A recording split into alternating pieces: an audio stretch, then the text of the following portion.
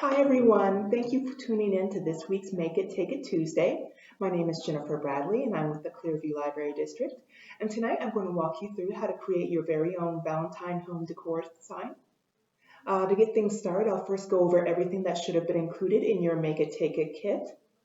So first we have some typed instructions that you can read for this craft in addition to watching this video. Next, we'll have a little information on Alexis Kelly. She owns a business called Kelly Decor, and she put together these craft kits for us.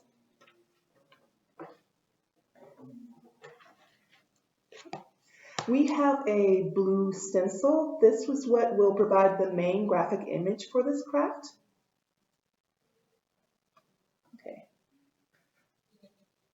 We have a square block of wood, and this is what you'll paint as well as apply the stencil to, so you can create the image for this craft, or design for this craft. Next, we have a set of 3 paints, so white, pink, and red. Of course, if you have your own paints and colors that you'd like to use, you are more than welcome to for this craft. We have a paintbrush,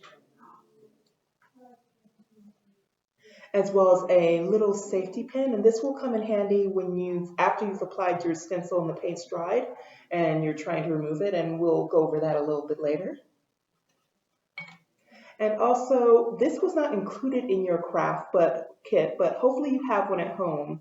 It's a credit card as well as, but anything with a kind of dull edge will also work. But this will help you once you've applied the stencil and rubbing it on and making sure it's smooth and sticks firmly to the wood.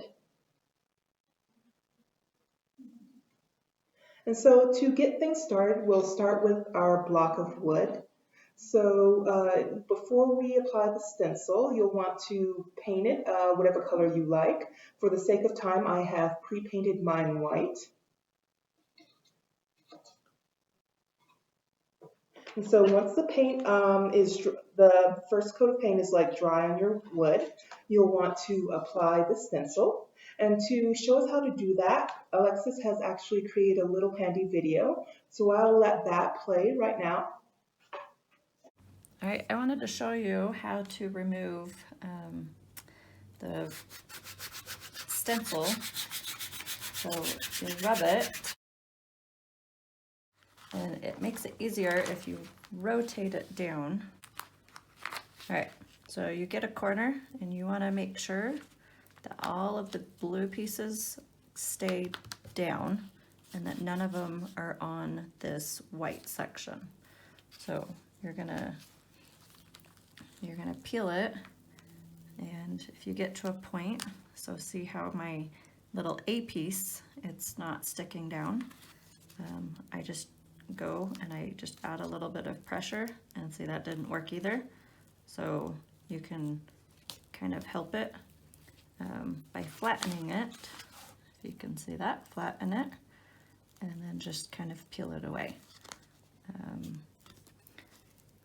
This is really good to do with stencils that you have that have a lot of words on it, especially the smaller they are, the harder it kind of gets. So you want to be able to, you just use the force to be able to pull it as you go, and you want to make sure that there are none there.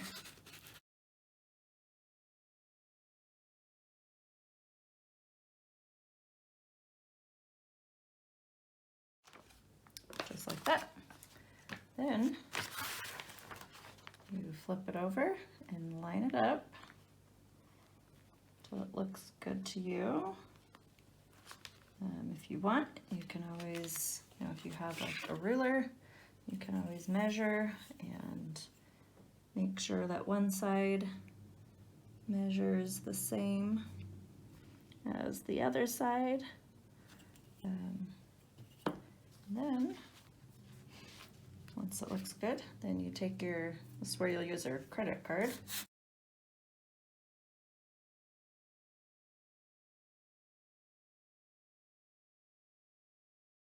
All right, and then now this is where you're going to take this off. So you don't want it to stick like that.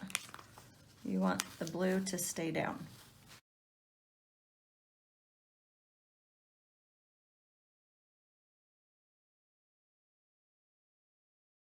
All right, and then you have it, and I usually will lightly run this over it just to make sure that there's no air bubbles or anything, so that when you paint that it won't bleed underneath. So that's how you put your stencil on. Okay, so once you have the stencil applied securely to the wood, it should look a little something like this. And now you'll actually be ready to paint inside the empty spaces within the design. So we're going to go back to the paints that were again provided with your kit. I'm going to go ahead and choose the red. Just open this up. And so when painting inside the stencil design, it's recommended that you do two nice thin coats, one right kind of after the other, after the first has dried, of course. And you want to keep them thin so that the paint doesn't leak under the edges of the stencil design on the wood. But at the same time, you also want to do two coats so that the image that you're creating is thick and vivid and clear. So I'm going to go ahead and start painting my design.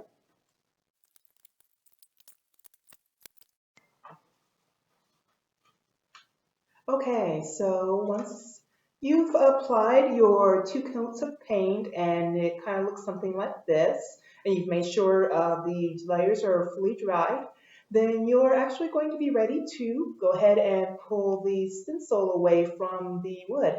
So you want to kind of do this gently, just like grab one of the corners and slowly and gently kind of just peel it away. So okay, so once we pulled away the main outer portion of the stencil design, your block should look a little bit like this. And you'll notice we still have the letters on the inside that need to be peeled away. So this is what we're actually going to be using the safety pin for. So you'll want to go ahead and grab your safety pin and open it up. Do that. And then just gently use the pointy edge of the pen to kind of lift the stencil letters up. So, in fact, one thing I recommend is that you actually use the safety pen to kind of trace around the letters, so that'll help you keep you from kind of pulling up the paint as around the letters as when you try to remove the stencil letters from your block of wood.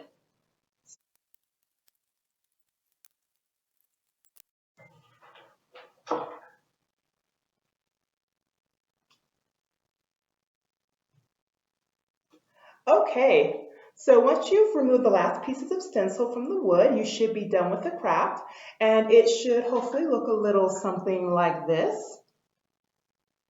Alexis Kelly was also kind enough to provide a sample that was done in pink, so for those of you who are curious about what the pink color looks like.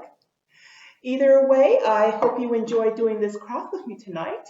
And if you're interested in more programming that the Adult Services is doing, we have a live murder mystery event over Zoom that's happening on February 16th, as well as a brand new program that we're calling the Supper Club that features a recipe kit for baked macaroni and cheese, as well as a Zoom invite to a live dining club event that's going to be happening on February 24th.